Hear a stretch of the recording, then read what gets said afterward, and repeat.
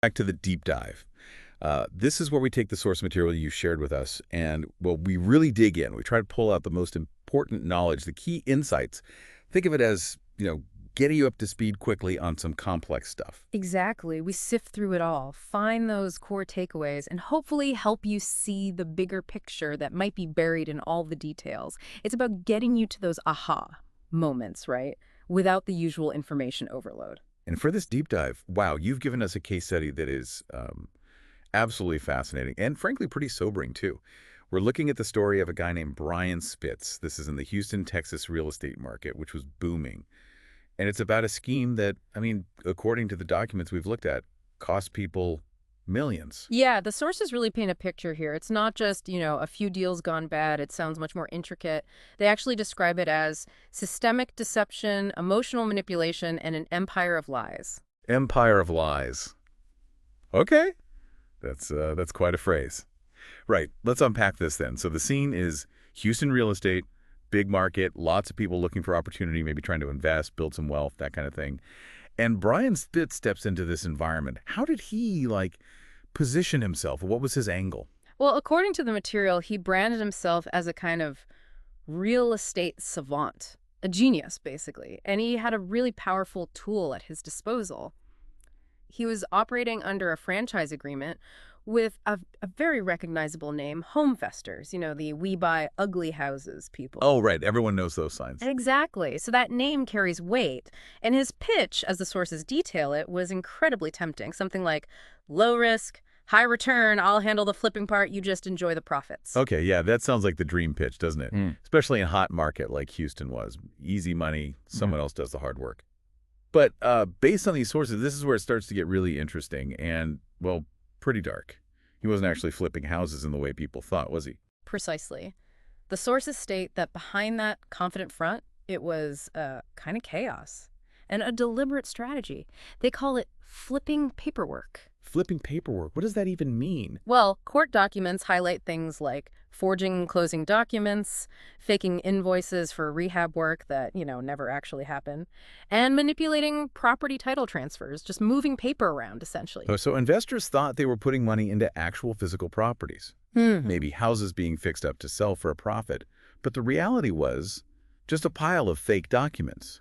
And sometimes, the sources say, the properties didn't even exist. Is that right? Or, yeah, if a property did exist, the sources indicate it might have been completely untouched, or maybe it even belonged to someone else entirely, not him. Imagine this one account describes someone wiring their entire retirement fund. They get a folder, looks official, all these documents. They think, great, I just bought into a flip property. Then they decide to drive by the address. Yeah. And they see a burned out shell of a house, or they do some digging and discover the property isn't legally theirs at all. Wow, that's just devastating. That must be the moment that the whole dream just completely falls apart. The sources also talk about this web of companies he set up, names like Nobles Realty Group, JS Holdings, Houston Remodeling, even something called Betterment Funds. Right. These were described in the source material as basically smoke and mirrors. They were legal entities, sure. They sounded professional, gave an air of legitimacy to everything, but underneath, they were essentially just empty structures. Shell companies. Okay, shell companies. People use those for legitimate reasons sometimes, right? But here, it seems they were used to muddy the waters, to obscure what was really happening with the money, hide assets, make the trail incredibly difficult to follow. They just acted as conduits for the whole scheme. And what happened when victims started getting suspicious? When they tried to reach him or these companies? The sources detail phones being disconnected, listed addresses turning out to be vacant lots or mail drops. Suddenly, you weren't an investor anymore. You were, as the reports put it, a victim. That's chilling. And the scale of this, it wasn't just a short-term thing, was it? No, not at all. It apparently unraveled nearly $6 million from people who trusted him. And this was over about 8 years, roughly 2013 to 2021. We even learned that one single victim lost a staggering $1.5 million. $1.5 million from one person.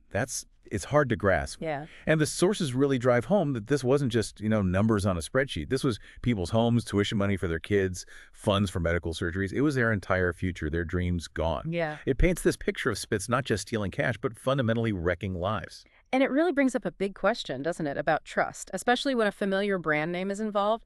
Spitz heavily leaned on that HomeVestors brand.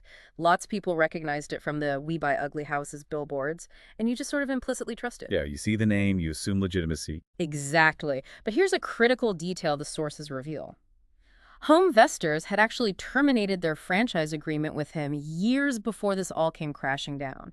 They had apparently received complaints about his activities and cut ties. Wait, really? So he was still using the illusion of that brand connection, even after they officially kicked him out? Seems like it. It's like he weaponized that leftover trust. The sources phrase it pretty strongly, saying he turned that known franchise name into, well, his personal playground for this scheme. Kept reeling in new investors, even though the red flags were already there, apparently. Unbelievable. So how did it finally end? How did it all come out? Well, ultimately, federal prosecutors built what sounds like an overwhelming case. The evidence included detailed records of wire transfers showing where the money went, falsified deeds, the whole structure of those shell companies we talked about. It just seems the layers of lies became too many, too complex to hide anymore. And the outcome? What do the reports say happened to Spitz? On May 15th, 2025, Brian Spitz pleaded guilty to wire fraud.